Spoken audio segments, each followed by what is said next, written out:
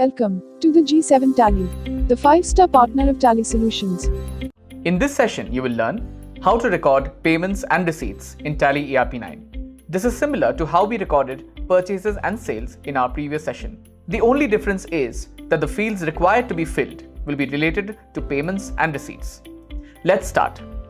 Press V for accounting vouchers. Press F5 for payment.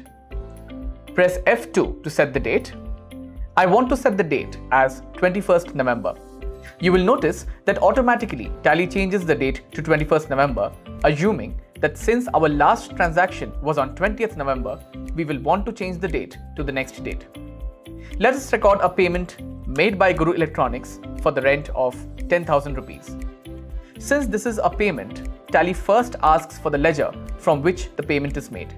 This can be either the cash or the bank ledger. Press spacebar and you will see the list of cash or bank ledgers you have created. Select the ledger. I'm selecting the bank ledger. Now, let's select the ledger to which the payment is made.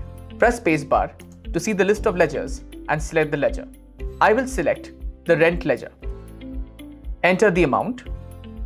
Press enter until you get this bank allocation screen. Here you can enter the method by which you are making the payment: check, transfer, or others.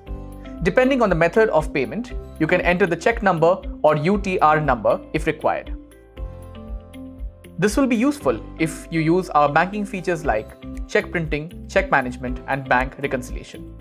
Enter the narration if required.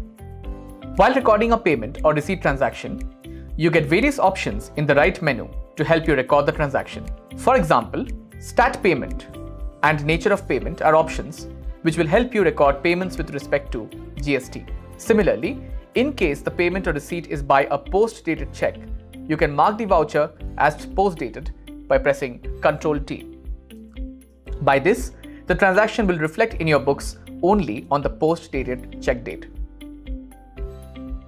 Accept the voucher.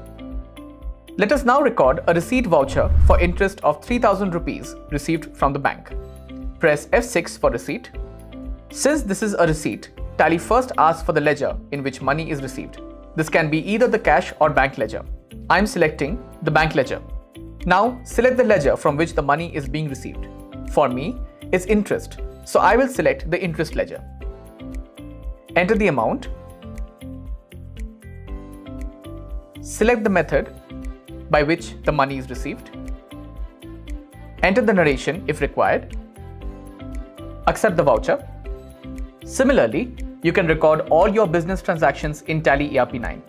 There is no need to get confused by which ledger to debit or credit.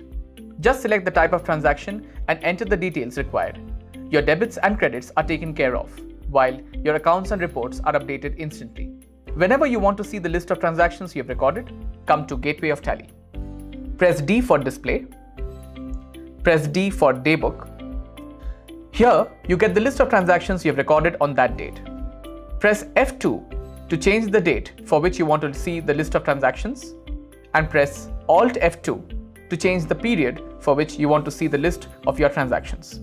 Thank you for watching. Don't forget to like and subscribe our channel, G7 Tally Plus, for more videos.